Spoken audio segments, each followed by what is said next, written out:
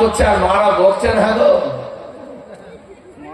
ওরা দেখছে আমরা ওয়াজ শুনবো না, কাউকে শুনতেও দেবো না, আমাদের পিছনে কেন লাগলেন শেষ বেলায়।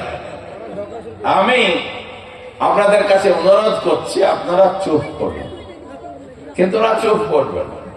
মহান আল্লাহ তাবারক তাআলা আমাদের বড় ভালোবাসে তার মনোনীত মাহফিল তথা দ্বীনি মাহফিল, তাফসীরে কোরআনের মাহফিলে বসে হাদিস ও কোরআনের কথা বলা শোনার তৌফিক দান করেছেন।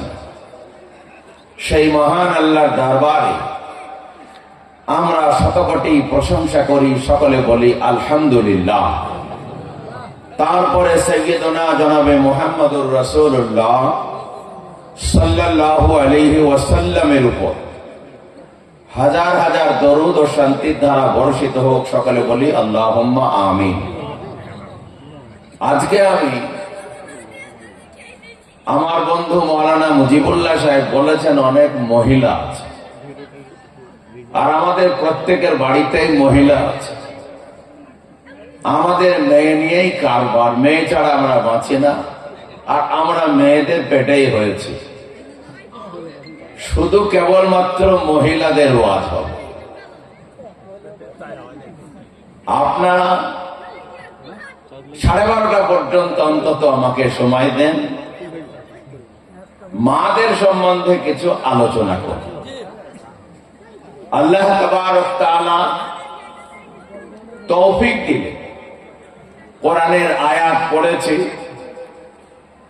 হাদিস শরীফ পাঠ করেছি, তার পরিপ্রেক্ষিতে মাদের সম্বন্ধে কিছু আলোচনা করে আমার বক্তৃতার জবানিকাটা আনবো ইনশাআল্লাহ।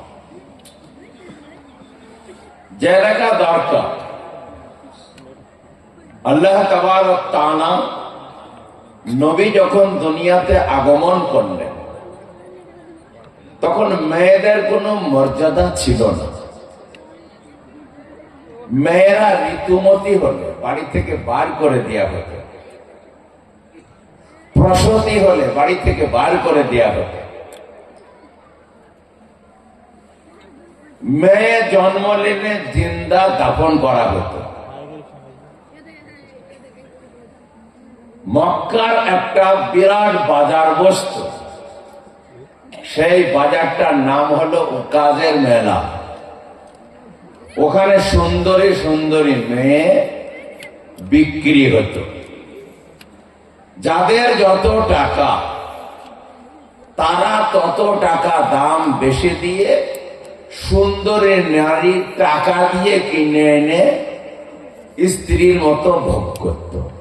বলেন আস্তাগফিরুল্লাহ। এ ছিল মেয়েদের অবস্থা। অনেকে বলে না যে ইসলামে নারীর অধিকার দেয়নি, এটা চরম ভুল কথা। বরং ইসলামী নারীর অধিকার দিয়েছে, এত অধিকার দিয়েছে, এইরকম অধিকার কোন ধর্ম দেয়নি। এই যে অবস্থা চলছে, সেই সময় আল্লাহর নবী দেখলেন এরা আমার মা, এরা আমাদের বোন, এদের পেটে নবী হয়েছে, এদের পেটে হাফেজ গারি মৌলানা মুফতি হবে, এদের এই দুরবস্থা। বিশ্ব নবী আল্লাহর তরফ থেকে এসে ঘোষণা করলেন, মান আলা জারিয়াতাইন আনা ওয়া হুয়া কাহাতাইন, আনা ওয়া হুয়া ফিল জান্নাতি কাহাতাইন। আল্লাহর নবী বললেন, যদি কোনো মেয়ে, যদি কোনো ব্যক্তি দুটো মেয়েকে লালন পালন করে বিয়ে দিয়ে দিতে পারে, আমি আর সে জান্নাতে এইরকম পাশাপাশি থাকবো। বলেন সুবহানাল্লাহ। মেয়েদের তুলে নিয়ে আসলেন।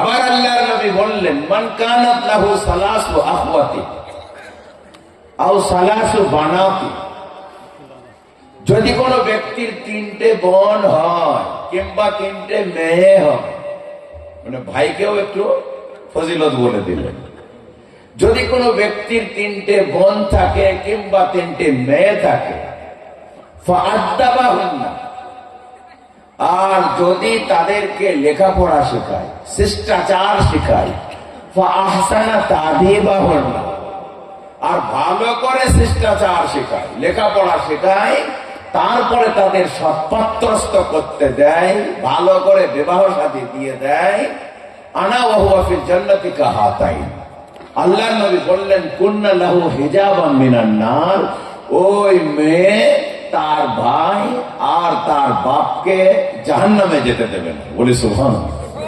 জাহান্নামের আড় হয়ে। তো মেয়েদেরকে তুললেন, উপরে আনলেন। আল্লাহ তাবারক তাআলার নবী সাল্লাল্লাহু আলাইহি ওয়াসাল্লামের 4খানা মেয়ে ছিলেন। আপনারা জানেন না? জানেন না? জয়নব, রুকাইয়া, কুলসুম, ফাতেমা। বড় আদর করতেন। 3খানা ছেলে ছিলেন, আব্দুল্লাহ, কাসিম, ইব্রাহিম। এই ছেলেগুলা আল্লাহর নবী 17 মাস 18 মাস বয়সে মারা গেছিলেন। মেয়েরা বেঁচে ছিলেন। মাদের ওয়াজ করছে আর মারা বকছেন, হ্যাঁ গো, ওরা দেখছে আমরা ওয়াজ শুনবো না, কাউকে শুনতেও দেবো না, আমাদের পেছনে কেন লাগলেন? শেষ বেলায় আমি আপনাদের কাছে অনুরোধ করছি, আপনারা চুপ করবেন। কিন্তু ওরা চুপ করবেন না। এক বাদশা বলছে, যে সব থেকে বড় মিথ্যা কথা বলতে পারবে তাকে আমি প্রধানমন্ত্রী করব। এবার মিথ্যা কথা বলা প্রতিযোগিতা শুরু হয়েছে। একজন এসে বলছে, হুজুর আমি তাহলে একটা শুরু